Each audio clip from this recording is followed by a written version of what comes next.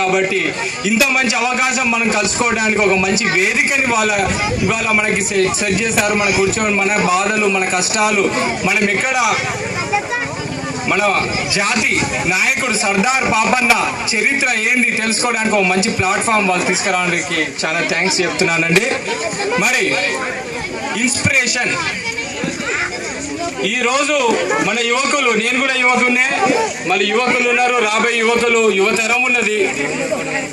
నాగేశ్వర్ గౌడ్ గారు ఏ విధంగా ఆ రోజు జయంత్ గౌడ్ గారు చెప్పిన మాటలను విని స్పందించారు, ఏ విధంగా వారు విని స్పందించి ఆచరణలో చూపించిండు. Within short time Khammam జిల్లాలో విగ్రహం పెడదామని పెద్ద మనుషులు అనుకున్నారు, కానీ కొన్ని కారణాల వల్ల ఇంకా ముందు అయ్యింది. ఆ మీటింగ్ వచ్చిన అన్న తొందరలోనే విగ్రహం ప్రతిష్ఠించండి అంటే ఇట్స్ నాట్ ఎ గ్రేట్. వారిని ఆదర్శంగా మనం తీసుకోవాలి. మన ఖమ్మం జిల్లాలో ఉన్న యువకులు అందరూ వారిని ఆదర్శంగా తీసుకోవాలని నేను కోరుకుంటున్నాను. మరి అసలు ఏంది మీటింగు? మనం ఏదో కాంగ్రెస్ మీటింగ్లు చూసినాం, తెలుగుదేశం మీటింగ్లు చూసినాం, బీజేపీ టీఆర్ఎస్ మీటింగ్లు చూసినాం. ఈ పాపన్న ఏంది, ఏం కదనంటే మన పాపన్న అనేట ఆయన 350 ఏళ్ళ క్రితమే ఒక రాజు. అది ఎవరికి తెలియదు, నాకే తెలియదు. ఎప్పుడు 6-7 ఏళ్ళ క్రితము నాకే తెలియదు అసలుకి. మా నాన్నగారు సినిమా తీస్తే అప్పుడు తెలిసింది, అరే సర్దార్ పాపన్న అంటే ఇంత గొప్ప వ్యక్తి.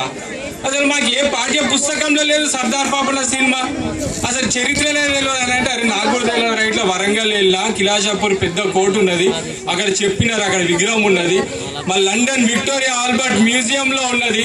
మన రీసెంట్గా కేంబ్రిడ్జ్ యూనివర్సిటీ వాళ్ళు, లండన్ నుంచి కేంబ్రిడ్జ్ యూనివర్సిటీ వాళ్ళు the social history of the Deccan 8th Indian live అని చెప్పేసి ఒక బుక్ రాశారు.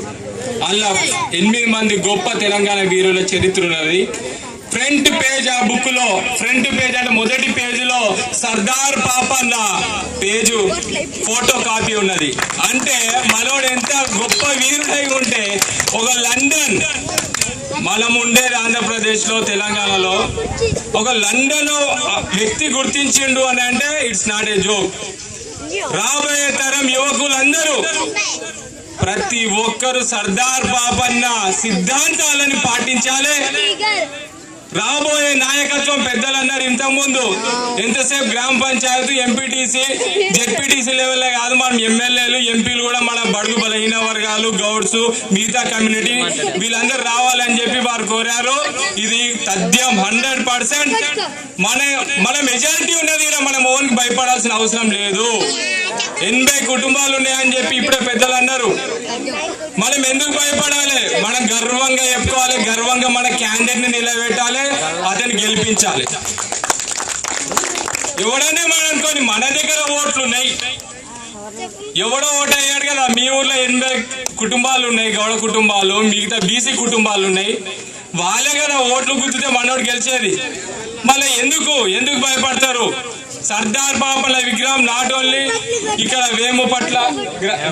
వేపకుంట గ్రామంలో, ఖమ్మం జిల్లాలో మొత్తం విస్తరించాలి, తెలంగాణ జిల్లాలో విస్తరించాలి, ఆంధ్రప్రదేశ్, ఢిల్లీ మొత్తం ప్రపంచ దేశాలలో సర్దార్ పాపన్న విగ్రహం పెట్టే వరకు మేము ఈ ఇష్యూని వదలబోమని చెప్పి ప్రమాణం చేస్తున్నాము. మీరు కూడా రాబోయే తరం విద్యార్థులకు చెప్తున్నాను, ఇది ప్రెస్టేజ్ ఇష్యూ. ఏదో మనం విన్నాము, మళ్ళీ ఇంటికి పోయినాక పండుకొని రేపు తెల్లారి స్కూల్లోకి వెళ్ళినాం, కాలేజీలోకి వెళ్ళిపోయినాం, మనం ఇక పొలాలకు వెళ్ళాం, తాడి చెట్లకి ఎక్కినాం, మనం ఇక బాధలు మర్చిపోయినాం అని కాదు. మనం మీరు పండుకున్నప్పుడు, నిల్చున్నప్పుడు అగ్రవర్ణ కులాలు ఏ విధంగా పోరాడుతున్నారో వాళ్ళని చూసినప్పుడల్లా సర్దార్ పాపన్న గుర్తుకు రావాలి, మనకి ఆయన సిద్ధాంతాలు గుర్తుకు రావాలి. మనకి ఆ ఇజ్జత్ కి సవాల్, అందరు ప్రెస్టేజ్ ఇష్యూ తోటి మనం ముందుకు వెళ్ళాలని చెప్పి కోరుకుంటూ, మరి పెద్దలు కూడా ఉన్నారు, జయంత్ గౌడ్ గారు, వారు కూడా మాట్లాడతారు. ఈ అవకాశం ఇచ్చిన మీ గ్రామస్తులందరికీ థ్యాంక్స్ చెప్తూ సెలవు తీసుకుంటాను. అలాగే అనేక సీరియల్లో కూడా నటించారు. మన ముఖ్య అతిథి మన జయంత్